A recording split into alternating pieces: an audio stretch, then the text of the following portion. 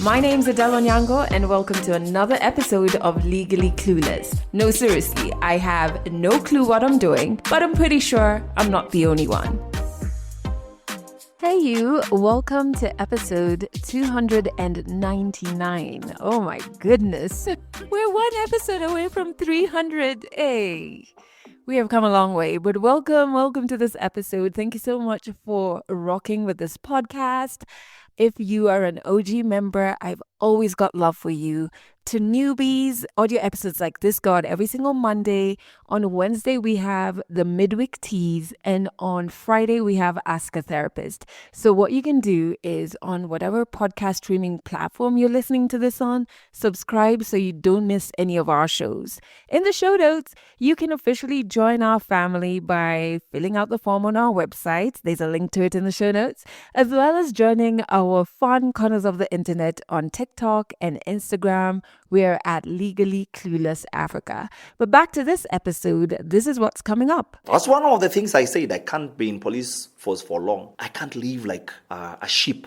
I couldn't. Because we were living in conditions that were worse than the way I was brought up. And we were not rich. But we were doing better than the way I was living as a police officer. I couldn't. You are living in a house, a mad house. You are a police officer, a mad house.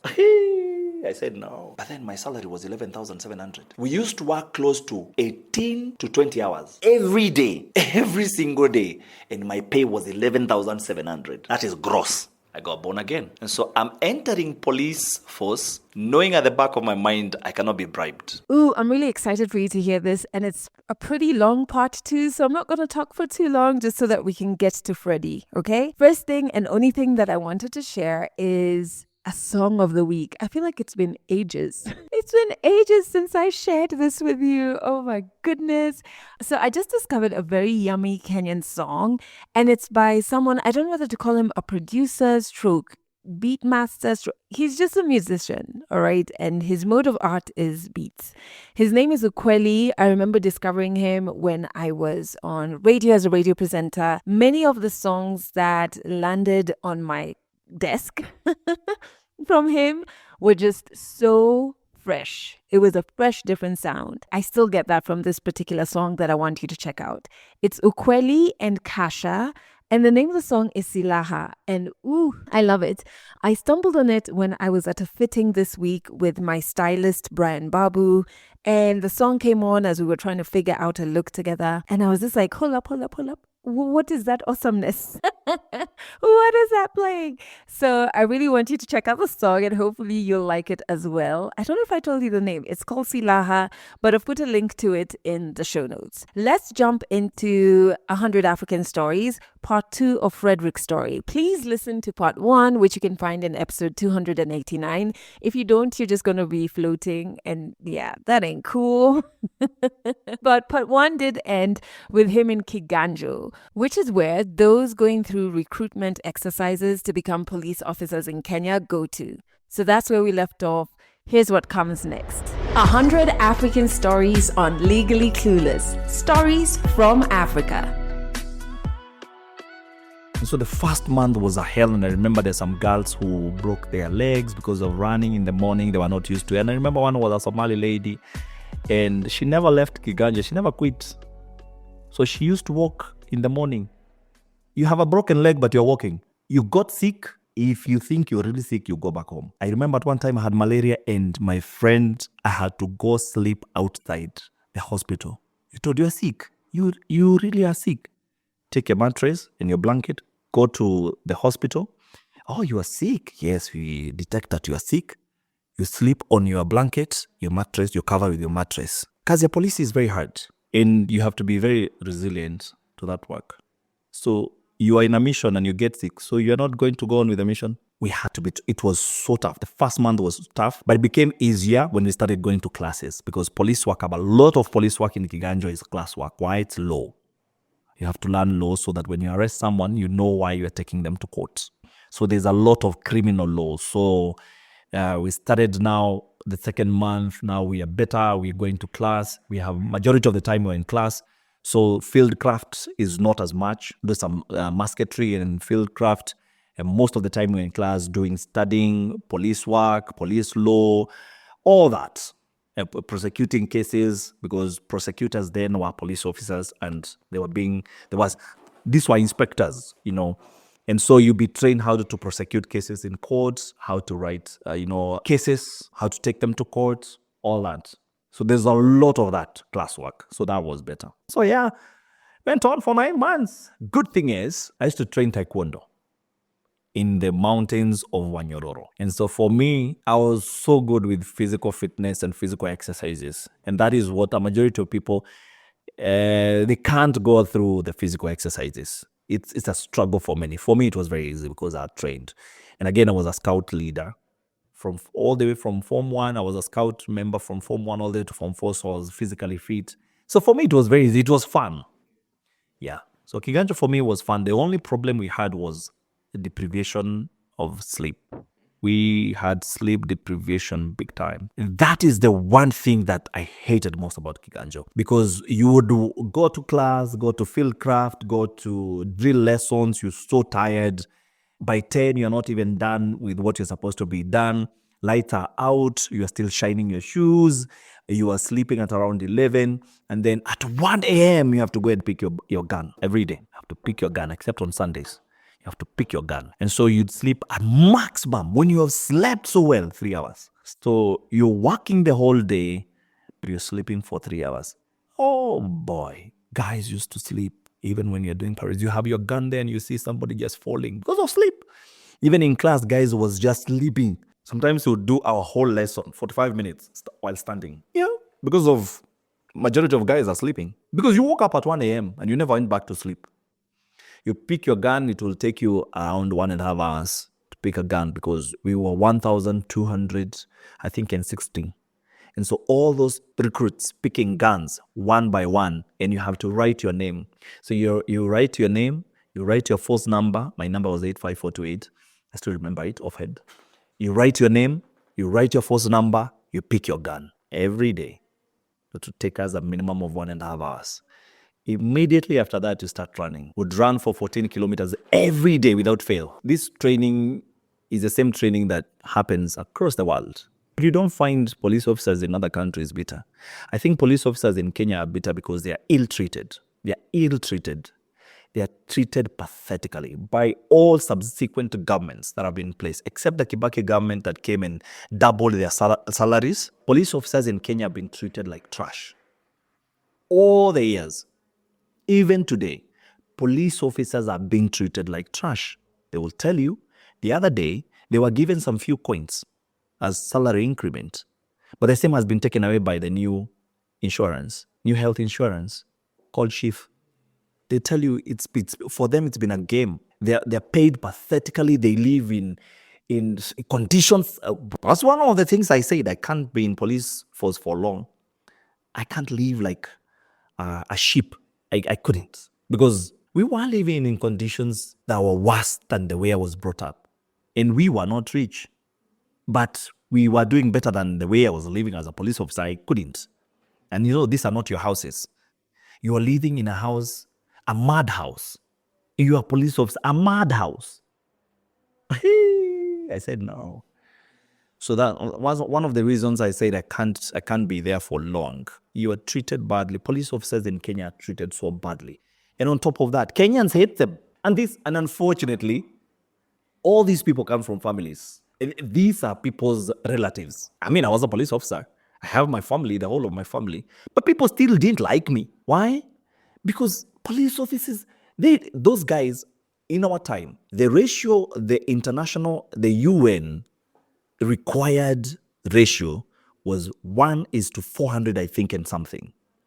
By that time, Kenya, we were doing 1:5,000. And so we had very few police officers, and so we were overworked. And especially in Nairobi, I remember I came to visit one of my friends, a police officer. He was working at, I think, Kayole police station or thereabouts, or Jogo police station, yes. And that guy was on standby the whole night. He was woken up 4 times one night.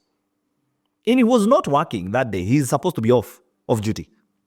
But he was called 4 times in one night. And he would tell you he rarely sleeps. But then my salary was 11,700. You overworked. We used to work close to 18 to 20 hours every day, every single day. And my pay was 11,700. From 2004, I worked from 2004 when I joined until when I left in 2008. My salary never went beyond 12,000. 12,000. And that's just the other day. And to tell you, you see, when you tell people, they think, oh, that's a long time ago, that's a lot of money. No, my transport, my fare from my police station in Sericho all the way to Nakuru was 3,000 shillings.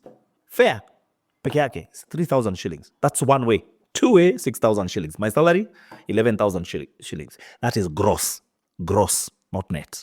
So when I tell people today, police officers, their starting salaries, I think 22,000. 22,000. 22,000. In this economy, honestly, it's not right.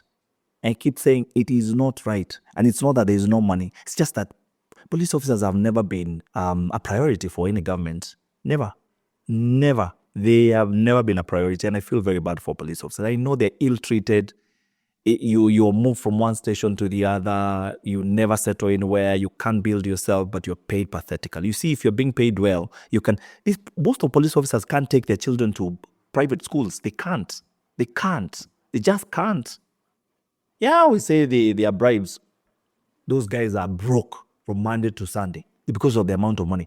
You see, we only see police officers who are on the road. That is an insignificant number. That's like 10% of all police officers in Kenya.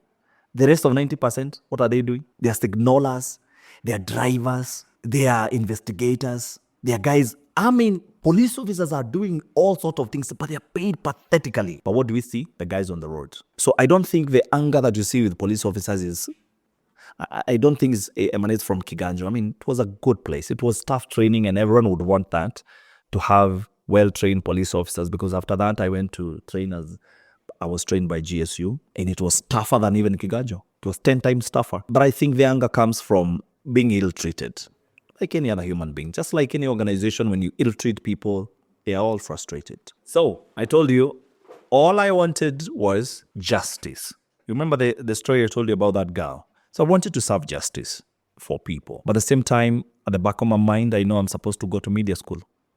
Mass media. So immediately when I left Kiganjo, I started saving. From my 11,000 shillings, I started saving 3,000. Remember, I told you in 2003, again, and this is very significant, I got born again. And so I'm entering police force, knowing at the back of my mind, I cannot be bribed. And so I am a firm believer of kula jasho yako. Eat your own sweat. And so I'm saving 3,000 shillings, knowing I have to get to 49,000 shillings. That's what I thought, so that I can go and do mass media. Remember, Mombasa Polytechnic, the school fees was 49. So at the back of my mind, I told myself, when I hit 49,000 shillings, I'm looking for school and I'm going to study. Luckily for me, when I hit 50,000 shillings, I think it was 52,000 shillings, my savings. We used to get newspapers every day.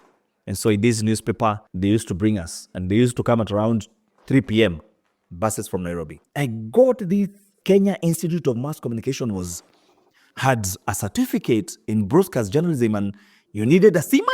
My goodness, that was like heaven for me. And so I applied. I remember I left my station. When I left Kiganjo in 2005 September, we were posted to Isiolo, Sericho Police Station. And I got to Sericho Police Station, is 200 and something kilometers from Isiolo town, our headquarters. And so I had to leave, for me to apply, I had to leave my station, go all the way to Isiolo, 200 kilometers away. And I had to look for a lorry, because the mode of transport there was lorries. Mbuzi chini, watu juu. And so I had to get a lorry, go all the way to Isiolo, and that's how I applied for KMC. And I let it go. And I told myself, I have been picked. I told myself, my letter has gone through. I told myself. So I applied in June. In August, I came to Nairobi to look for my letter, because I knew if they sent it, I might not get it. Because we were told, you apply in June, they start sending their letters in August. At the beginning of August, I came to Nairobi. Went all the way to South B, where Kenya Institute of Mass Communication is. Luckily for me, and it's luck, and I'll tell you, that's God. That's God right there. I had been picked to study certificate in broadcast journalism. Certificate. And so what did I do? I applied evening class. I had applied in evening classes, and I started looking for transfer from Isiolo now to Nairobi to come and study because this institute is here in Nairobi. And so I wrote a letter. My OCS authenticated it, took it to my OCPD. That guy stayed with it. He was deputy OCPD because the OCPD was on leave. He stayed with it for a whole month. My letter. I'm supposed to report in school in September. The following month, that guy stayed with it the whole of August. By the time the letter was coming, he had said, I do not know what I'm doing. Should go back to my station and work. And he had refused to grant me transfer. I was in shock.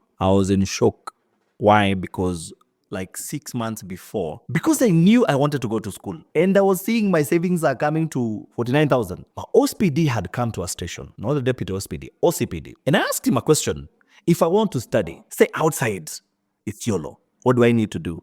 I say, get a letter from that institute, show that you have paid in that institute. That's all. I'll grant you a transfer. So I knew I would get a transfer basing on what the OCPD had said. The OCPD went on leave. Deputy OCPD was left. Where? So when I received that letter, I was so angry because I knew without that letter, I couldn't get any transfer. So I started trying. So in police force, there's something called chain of command. So if you're not satisfied with one office, you only go to the next office if the first office has not satisfied you. So I went to the PPO. So OCPD then for us was PPO. Provincial Police Commander or Commandant or something. Now they've changed names. They're county commanders or something. So I went and I remember him telling me, do you have a letter from your OCPD? Which letter? Letter to show that he has okayed your transfer. Told him he refused. Then I can't help you. This is the PPO telling me, can't help you. You must get that letter. So I'm not satisfied with the PPO's office. Where else do I go to?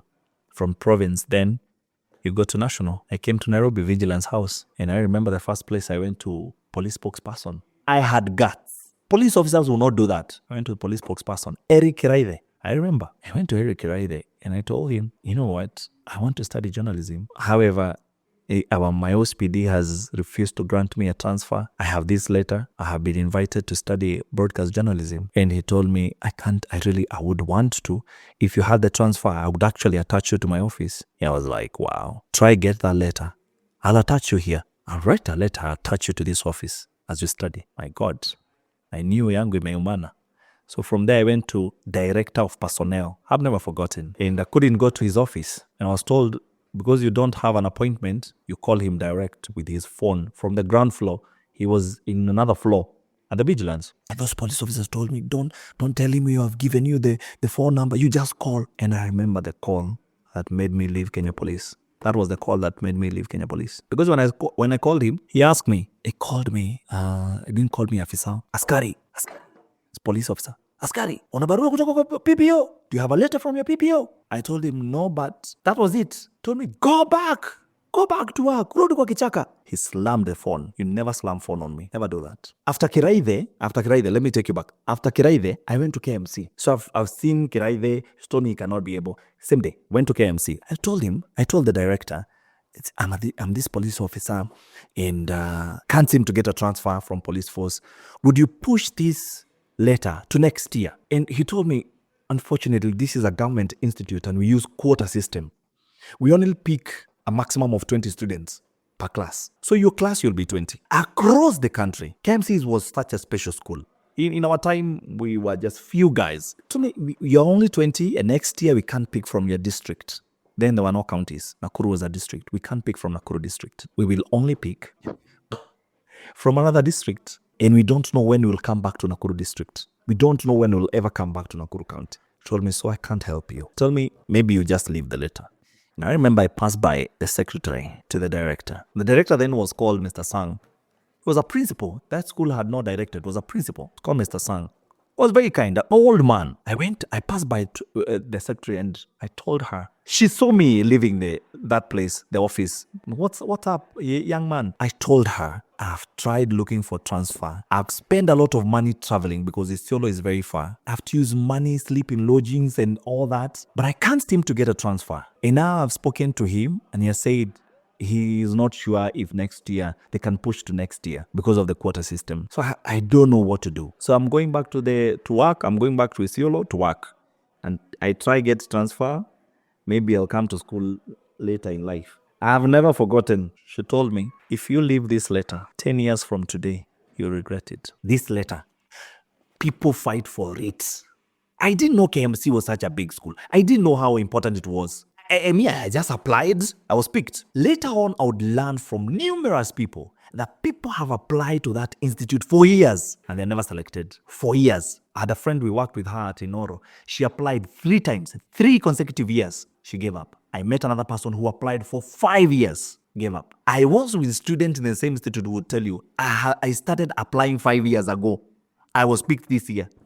I didn't know. I just applied once and I was picked. But now thinking about it, they were just picking 20 students per class. And there was a certificate class, 20 students, diploma class, broadcast journalism diploma class, 20 students, evening classes, daytime classes, 20 students. So the whole broadcast class, we were 60. Across the country, 60. So you imagine, and I remember my class, we had people from every corner of this. We had somebody from Turkana, another one from Kacheliba. We had people from everywhere. These are poor students. This institute, and guys would apply for years. That is why that lady, she looked at me and she told me, I've been here for long enough. And I will tell you, people have cried in this office to get that letter. It's a certificate, but it's the same certificate. You'll come back and do a diploma. People have cried in this office, including children of ministers. Then there were ministers, there were no CSs. People have cried in this office. They never get those letters. If you read this letter, somebody else will be given and they'll pay for it. You ulichukuliwa na ukulipa. Think about it. She told me. So I asked her, and I remember asking her, so if you are in my place, between my police work and this certificate, what would you choose? She told me the certificate. I owe that lady. So I went back to vigilance. Same day. So remember in the morning I went to Eric Ryder's office.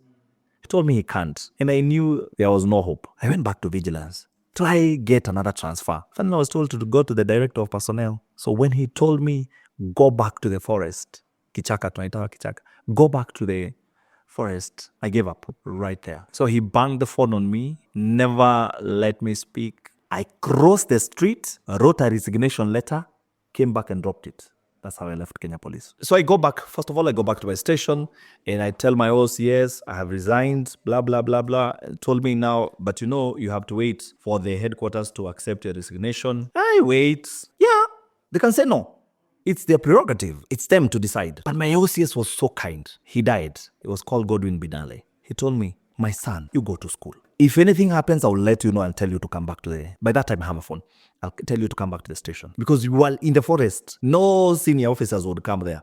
It's 220 kilometers away. He told me, you just go to school. If anything happens, I'll let you know. It took 5 months for police officers for vigilance to accept. They actually returned a letter, told me to go resign from the station. So the OCS to accept, I had to go back to Isiolo, OCS to accept, it has to go to the OSPD, it has to go to the same chain of commands before they accept it. They accepted it in February 2008. That's when I left Kenya Police officially. At that time, I'm in my second semester. I joined KMC without a plan B. Biggest mistake of my life. I don't regret it, but mistake. I've joined KMC and I don't know where to stay and I don't have money with me. Good thing is that police officers, they are still paying me. Why? Because I'm still working. In essence, I'm still working.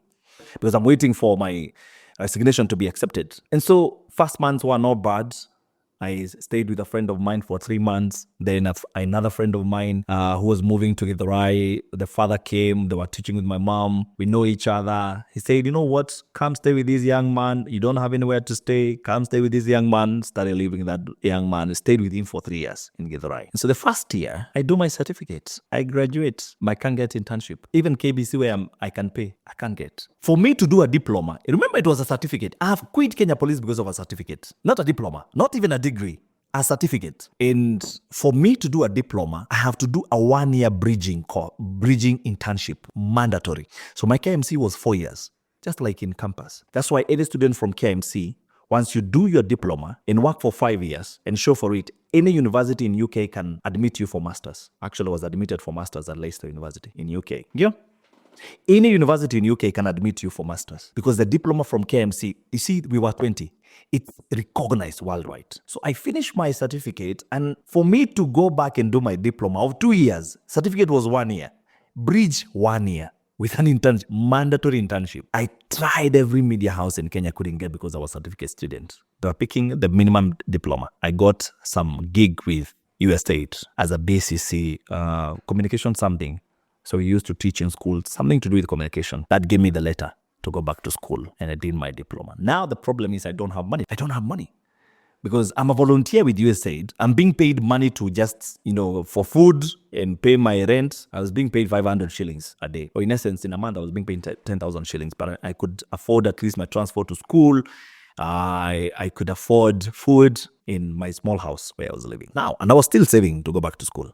Now I don't have enough money to take me back to school, and I'm supposed to go and finish my diploma. I had to do harambe in our church, and I told few family members I'm doing a harambe because I don't have money. I couldn't tell them why. When I quit Kenya Police, no one was happy. No one was happy. It's expected. I remember telling my uncle when I quit, the same day I quit, I told my uncle, he told me, no, go back, tell them you're confused. Tell them you're confused, young man. You can't leave a permanent job. What are you going to do? I'm going to study. Please go back and tell them you're confused. Yeah, I'm not confused. I was at the bus station. I'm not confused. I know what I'm doing. No one was speaking to me. People were mad at me. My family members were mad at me. So even telling them, I knew they were thinking, he's a joker. He's just a joker.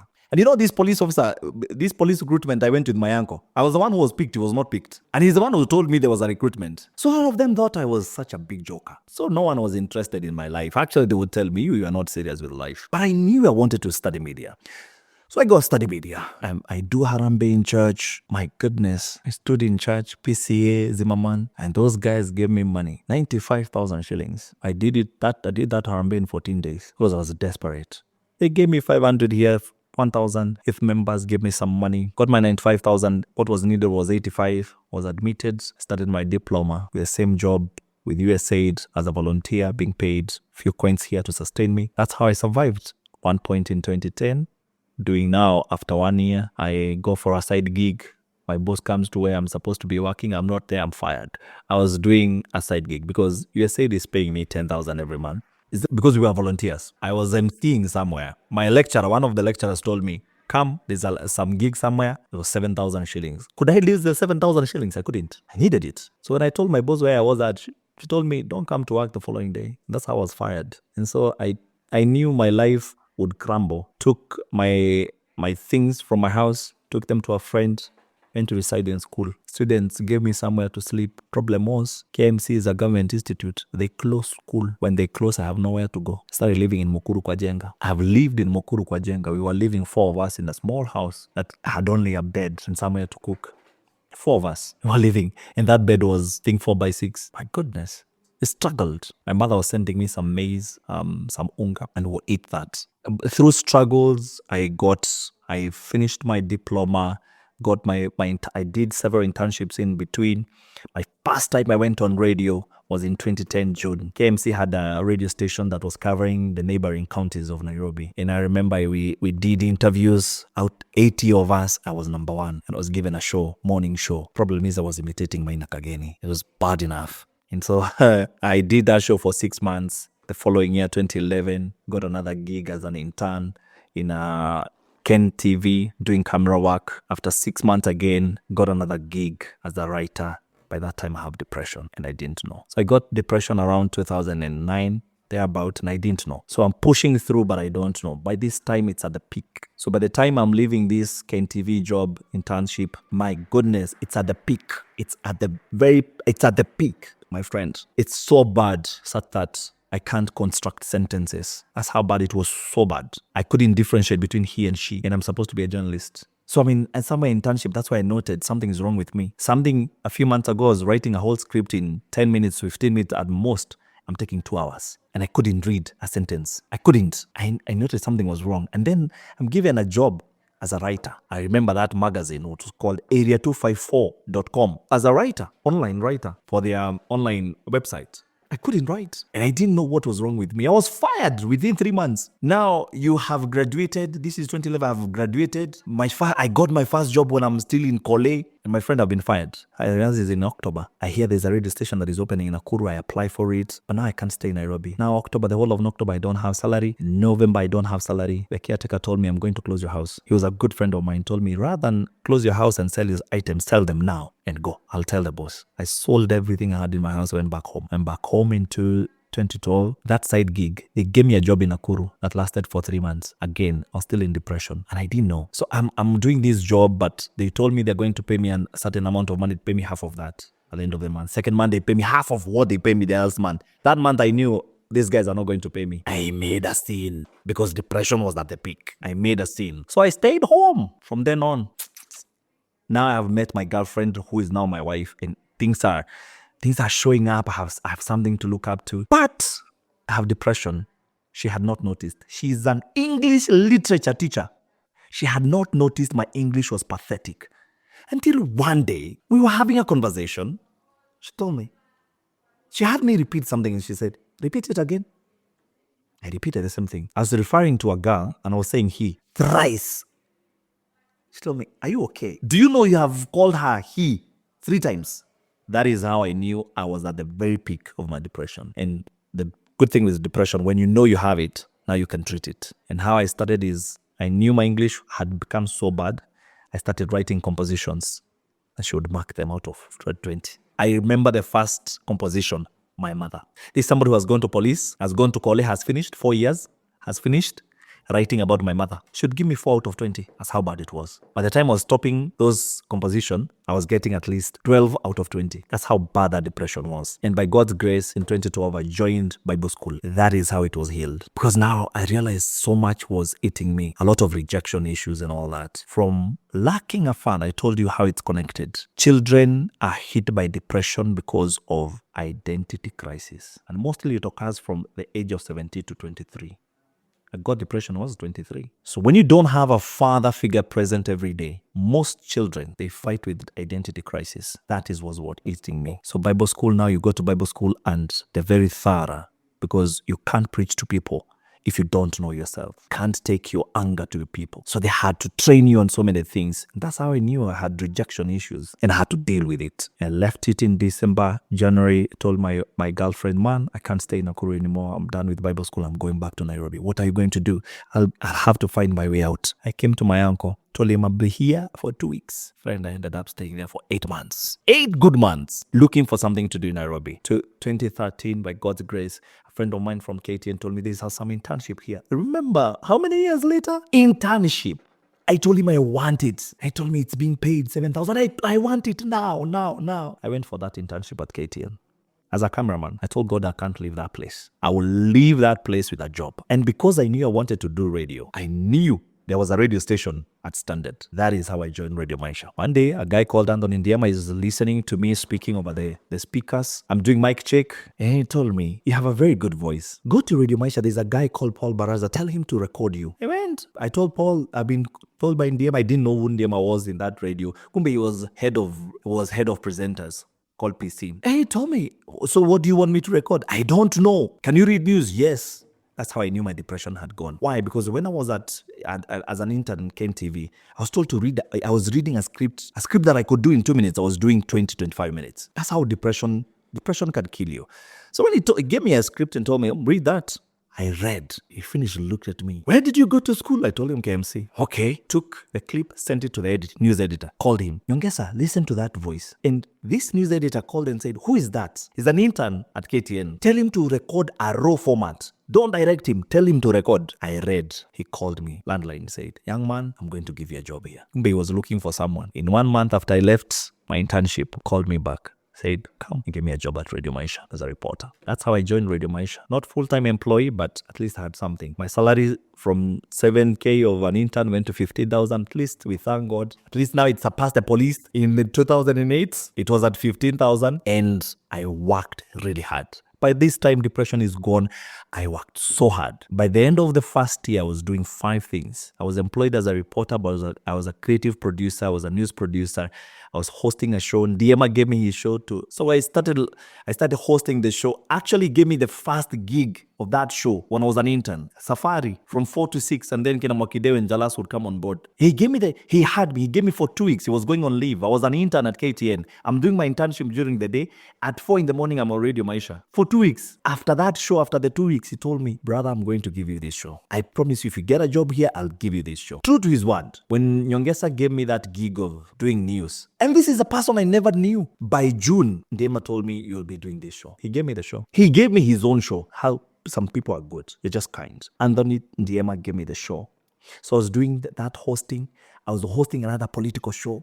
By the time 1 year was done, we had a kamukunji with the HR director and told them, you know what, I've been doing all these things. Can you please give me the job? I was given the job. Oh, there was some politics in between, but I was given the job. I went for an interview, was the last person for that interview. Believe you me, I left with that job. That's how I was employed at Radio Maisha, and I would go ahead and work there for 5 years. At the time I was leaving, I was good. I actually applied for BBC and I was top 5. The only reason why they never picked me, I had no TV experience. And that's how I left radio. Because I thought, if BBC, if the only thing, the reason why I have not been, and they wanted a radio presenter, but with TV experience. I went all the way, I was top 5, and I told myself, I need the TV experience. After that interview, it took me 1 month. I started looking for places I can go do TV. Inoro TV came up. I left Radio Maisha after 5 years in 2018, went to Inoro. I worked Kikuyu. But remember, all my life, now in Radio Maisha, before Radio Maisha, I had worked for ECN Radio, college radio for 6 months, English. Went to Nakuru for that radio station that was paying me half the salary.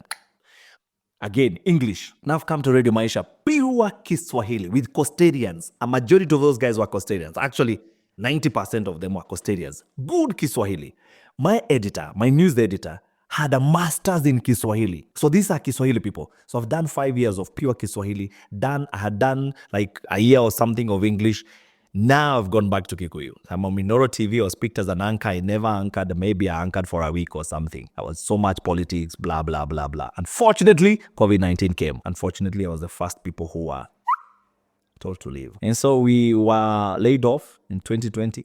At the peak of COVID-19, that same day, there was an opening at Switch TV. I applied and I told a friend of mine, you know what, I've applied for this position at your station. Would you know what are the processes? She told me, I'll just make sure that your CV gets to the HR because I applied through online, and make sure it goes to the HR from there. If they call you, if they don't call you, I'll have done my bit. It went to the HR. By God's grace, I was called for an interview after 3 days. Did my first interview. Did my second interview after 2 days. After 3 days, I had a job at Switch TV. Trusting in God is a good thing. A lot of faith. Because my wife was 7 months pregnant, the second born. And so I'm at Switch TV. I've been laid off as a reporter anchor. And when I was doing the interview, they started asking me about management. At Switch TV, I went in as head of newsroom. I was head of newsroom for 1.5 years. Switch TV was the best TV station I ever worked for. It was good. We had good. That TV station would be number 1 today. Unfortunately, again, after 1.5 years, we were called for a meeting and it was closed down. That's how we left Switch TV. Good thing I had, like a month before, had done an interview to another station and we couldn't agree in terms of payment, salary. When it closed down, they called me, told me your position is still here. Come. I went to TV47. I would only work there for 6 months before the elections. NTV said, you know what? We need people for elections. In July 2022, July 19th, I joined Nation Media Group NTV. And a few days later, we did the elections. Good thing by the grace of God. You know, God can put you in places. I was at the Bomas of Kenya. Sole Kiswahili person. You see all those fights you saw with those politicians, Raila Odinga, Ledama Olekina fighting. I was at the middle of it. And that is how my TV station thought, whoa, this guy is good. I went in as a producer on NTV. By the time election was done, I was an anchor. Now that's how I started anchoring on NTV. Yeah, now by the grace of God, I'm a news editor, news producer, anchor, and I'm a war reporter. So every time there's maandamano in town, you'll see me. So I covered Gen Z protest, all of them from day one. I covered, I went to when they went to parliament, I was at the parliament. So that's what I do. Because my background was a police officer, I truly love those areas. Yeah, we have a very short lifespan. Don't hold back. I keep telling people that we are not here on earth forever. If God has put something in you and something good, go for it. Trust your instincts. Trust them. Sometimes people blame me for leaving Kenya Police. There's no single day I regretted leaving. Not even a single day. I have never. Because I trusted my instincts. I went through hell. The 5 years I was in between school, it was hell. I can tell you it was hell. It was hell. There is a time I never had food. Literally. We were eating ugali na maji. Ugali na chumvi. But we held on. Because I had a dream. And my instincts, I knew they were right. We have a very short lifespan to keep doing something you don't love. Go for what you think you can excel in. Go for it. Even today, when you feel there's something you want to do. And don't be told that the economy, oh, look at the economy. Believe you me, the economy has never been good as such. The only time the Kenyan economy was good was between when Kibaki was in power, between 2003 and just before 2007. The economy in Kenya has always perambulated between 5, oscillated between 4, 5, 6, thereabout. So there is no better time. But I would say, as you think about it, plan. Have a plan B, your fallback plan. Always have a fallback plan. So if this happens, what happens? Because I can tell you the first 2 years are always very difficult when you're making a shift. So it's good to have a plan. But you don't have to have such a firm plan until everything gets into its. No. Sometimes you can wait for so long and the window might be very short. I had a very small window to leave Kenya Police. If I didn't leave at that time, believe you me, I'll still be a police officer today. I had a very short window to leave. God gives you a very short window to make a decision. And sometimes it looks stupid at the beginning. But in the end, because it's something that you trust and you trusted your instinct, it will make sense. I can't believe today I would be a police officer. I can't believe where I would be. A desperate young man walking in this town like a zombie. Because that is not where God was calling me. I wanted to work as a police officer for 12 years. To give back to how I was trained and all that, the experience and all that, but I could not be allowed to. So if you have an opportunity, you have something that you think you can, please go for it. Yeah, in it, please shift. I have told enough teachers to live and follow their dreams, including my wife. And today she's excelling in the field she's in. She was a fully employed public TSC paid teacher. High school. Woke up one day, I told her, man, is this what you want all your life? No. Why don't you just make her go back to school? So she was teaching very far and going to class in the evening. That's the plan I'm saying. And she did that for a year. And after her postgraduate diploma, I told her, it's time to shift. She trusted her instinct. She left. Today she's excelling and I thank God. Getting almost 5 times. Why? You can't live for other people. Live for you. And sometimes it's not about payment, but fulfillment.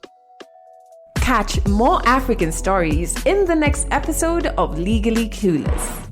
Fredrick is such a brilliant storyteller. I will not stop sharing that. And very many of you actually shared these sentiments as well on our socials. I'm really glad he pursued his media dream regardless of all the obstacles that he went through. It's so interesting how, and I found this out through therapy maybe 2-3 years ago, how a lot of our desires and dreams that we have like before the age of 12 are really what we truly want to do. It's funny how through therapy, I worked my way back to dreams and ambitions and goals that I had for my life when I was 12. In the middle area, the life around me and school and society was just like beating my dreams out of me. But yeah, it's a really good exercise to do. Before you turn 12, what were your ambitions? What were your dreams? There's a huge chance that's something that you are desperately seeking or desiring even now as an adult. Anyway, it's also super insightful to hear from someone who went through the system to be a police officer share about what they think the issue is, because there's tons of issues, right? I agree. Police aren't treated in a dignified manner. And it's a hard thing to say, especially this year during the protests in Kenya. The police have just been brutally unfair to protesters. And I've witnessed it firsthand. There were moments where I was just like, am I going to make it home today? There was one particular protest where it was just gunshots all around. And it's weird because it was the one protest we were protesting against the killings of a couple of young Kenyans. And then we just got violence from the police. You know what I mean? And so going through that makes it very hard for me to be sympathetic or empathetic with the police. But I agree. Many things can be true at the same time. And so police aren't treated in a dignified manner by the government. Their pay sucks, insurance, where they live. And even back to insurance, I wonder if they get access to mental health services because of the trauma they experience in their day-to-day job. I don't think so. So it's no surprise that some choose to, because of how they're treated, engage in criminal activities even worse than asking for bribes. Like if you hear stories of some rogue police officers renting out their guns to gangs, or doing some crazy things just to get money, but at the same time, they're treated in a very undignified manner. So I feel like a complete overhaul of our system is needed, a complete overhaul of our leaders. And we just need to be clear as a country what our values are. I think Kenya, and not just the leaders, but as a people, we're getting to a place where What do we stand for? What are our values? You know, things like honesty, things like integrity. Are those things we hold dear to us in our day to day life? Things like treating others with dignity, from you and I all the way to our representatives and our leaders. That's what I think. But you can share what you thought about Fredrick's story in totality. Are there things you identified with or learned? Drop a comment on whatever platform you're listening to this episode on. If you want to share your story on this podcast, all you have to do is fill out our storyteller form. A link to it is in the show notes. And if you're in the greater East Africa region, catch us on Trace FM every single Monday and Wednesday at 1 p.m. and 11 p.m. and Fridays at 1 p.m. Just go to traceradio.co.ke to stream. And if you enjoyed this episode, which I hope you did, drop us a comment, give us a 5-star rating, and please don't forget to share it with your people. That's it for this episode of Legally Clueless. You can share this podcast with your friends. You can keep it for yourself. I'm not judging. Just make sure you're here next week for the next episode. I'm Lupita Nyong'o. My new podcast, Mind Your Own, is a storytelling show that navigates what it means to belong, all from the African perspective. We're going beyond the headlines to dive into nuanced, intimate stories from Africans around the world. I'm so excited to bring this show to you. Listen to Mind Your Own on Apple Music.